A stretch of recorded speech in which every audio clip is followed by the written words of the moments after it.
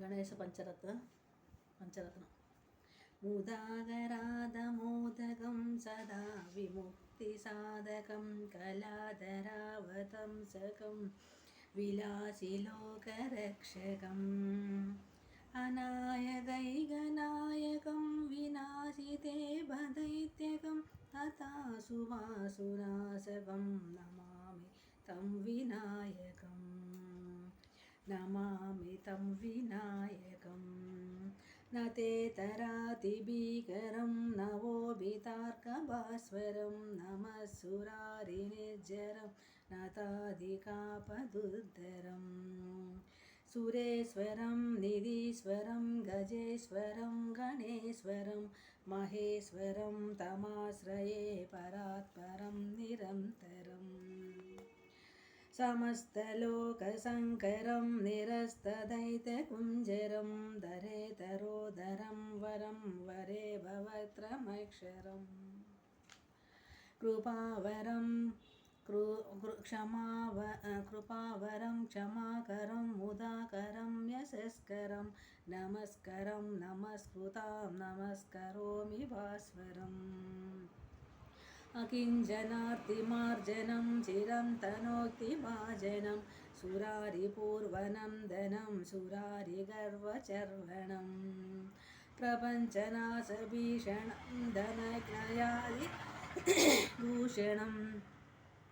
कपोलदानवारणं भजे पुराणवारणम् नितान्तकान्तिदन्तकान्तमन्तकान्तकात्मजम् अचिन्त्यरूपमन्तहीनमन्तराय कृन्तनं हृदं तरे निरन्तरं वसन्तमेव योगिनां तमेकमेव चिन्तयामि सन्ततम् गणेशपञ्चरत्नमादरेण योऽन्वहं प्रजल्पति प्रभातके हृदि स्मरन् गणेश्वरम् अरोगतामदोषतां सुसाहितिं सुपुत्रतां समाहितायुरष्टभूतिरैपुपैति सोचिरात्। ओम श्री गणेश सदा गुरुभ्यो नमः। विघ्नमस्तु।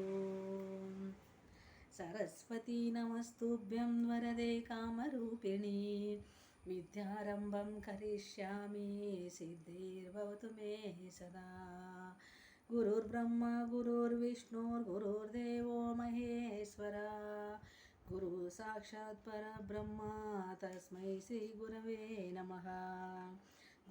गुरवे सर्वलोकानां विषजे भवरोगिणां निधये सर्वविद्यानां श्रीदक्षिणामूर्तये नमः।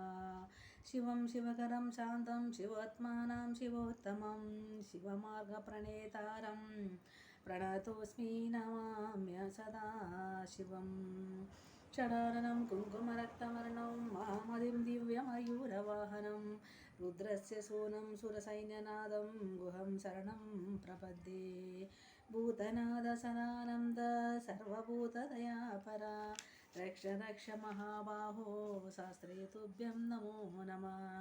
सर्वमङ्गलमाङ्गल्ये शिवे सर्वार्धसाधिके शरण्ये त्र्यम्बके गौरी नारायणी नमोऽस्तुते।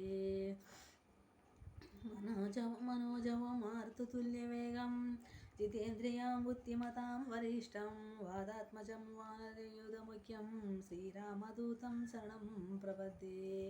रामाय रामभद्राय रामचन्द्राय वेदसे रघुनाथाय नाथाय सीताय पदये नमः।